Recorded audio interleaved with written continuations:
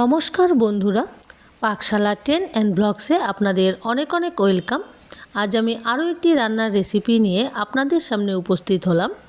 আজ আমি পাকাল মাছের বাটি চচ্চড়ির রেসিপিটি আপনাদের সাথে শেয়ার করছি।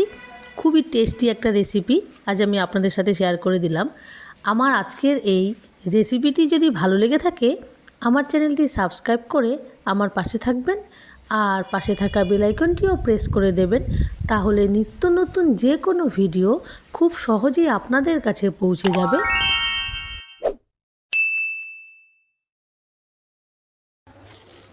এই রেসিপিটি কিভাবে তৈরি করেছি দেখলেই বুঝতে পেরে যাবেন। বাজার থেকে 500 গ্রাম জ্যান্ত পাকাল মাছ নিয়ে আসা হয়েছে। এবার এটা কাটতে হবে। কিভাবে কাটছি দেখতে থাকুন। জ্যান্ত পাকাল মাছগুলোর মধ্যে নুন দিয়ে দিয়েছি। নুন দেওয়ার পরে নুন দিয়ে কিছুক্ষণ রেখে দিয়েছি ওই প্যাকেটের মধ্যেই। জ্যান্ত পাকাল মাছ এভাবেই কাটতে হয়। নুন দেওয়ার জন্য মাছগুলো সব মরে যাবে, তাহলে খুব সহজেই মাছগুলো পরিষ্কার করে নিতে পারবো। আর এই মাছের পেটের ভিতর নোংরা থাকে না, আর খুব সহজেই পরিষ্কার করে নেওয়া যায়। নুন দিয়ে কিছুক্ষণ রেখে দিয়েছি, 15 মিনিটের মতো। মাছগুলো মরে গেলে তারপর ভালো করে পরিষ্কার করে নেব, আর সহজেই কাটা যায় পাকাল মাছ।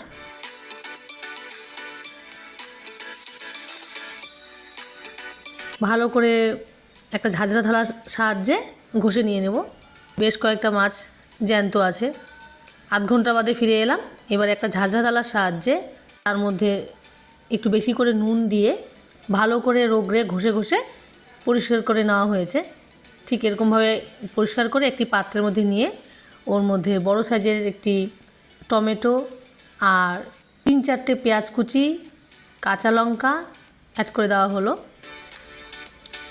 কাঁচা লঙ্কার পরিমাণটা একটু বেশি দিয়েছি। এবারে লাল লঙ্কার গুঁড়ো দিয়ে দিলাম ওর মধ্যে। পরিমাণ মতো হলুদ গুঁড়ো দিয়ে দিলাম। এবারে স্বাদ অনুযায়ী নুনটা দিয়ে দেওয়া হলো।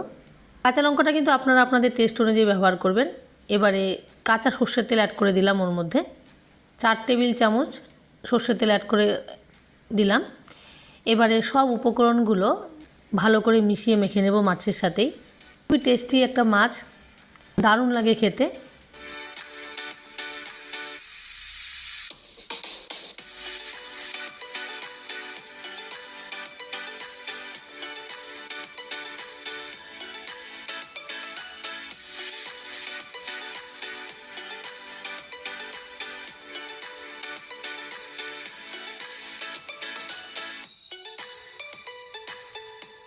ভালো করে মিশিয়ে মেখে নিলাম।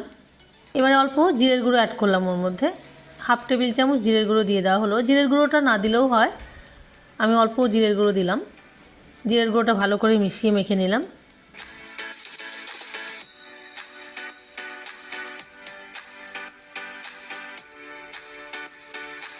এবারে হাতের মধ্যে যে তেল মশলাটা লেগেছে সেটা ধুয়ে অল্প জল ওর মধ্যে অ্যাড করে দিলাম।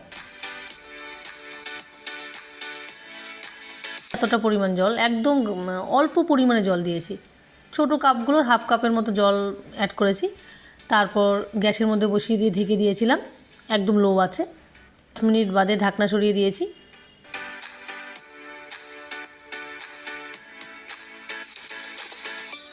এই রেসিপিটি তৈরি করতে খুব বেশি সময় লাগেনি। 10 মিনিটের জন্য লো আছে ঢেকে রেখেছিলাম। 10 মিনিট বাদে এসে খুন্তির সাহায্যে হালকা করে একটু নেড়ে দিচ্ছি, একটু উল্টে দেব। নিচের দিকটায় মাছগুলো খুব সুন্দর সেদ্ধ হয়ে গেছে। দিকটা হয়ে গেছে। এবারে উপরের দিকটা হালকা পাল্টে দিচ্ছি।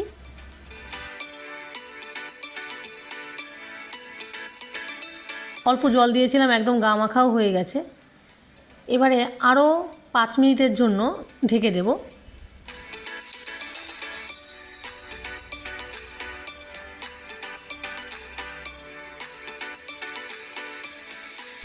পাঁচ মিনিট বাদে আবার চলে এলাম। একটু হালকা করে নেড়ে চেড়ে দেবো। দেখলাম যে নিচটাতে লেগেছে কিনা, কিন্তু নিচটাতে লাগেনি। গ্যাসের আঁচটা একেবারে লো রেখেছিলাম। লো আছে এই রেসিপিটি তৈরি করতে হবে।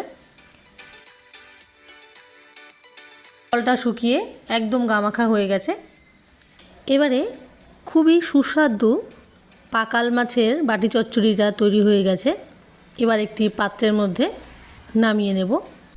এভাবে পাকাল মাছের বাটি চচ্চড়ি রেসিপি তৈরি করে গরম গরম ভাতের সাথে পরিবেশন করুন, খুব ভালো লাগবে। আমরা খেয়েছিলাম গরম ভাতের সাথে, দারুণ লেগেছিল। আমার আজকের এই রেসিপিটি যদি ভালো লেগে থাকে লাইক, শেয়ার, কমেন্ট করবেন আর আমার চ্যানেলটি সাবস্ক্রাইব করে আমার পাশে থাকবেন। ধন্যবাদ। আজকের মতো এখানেই বিদায় নিচ্ছি, আবারও আসবো অন্য ভিডিও নিয়ে।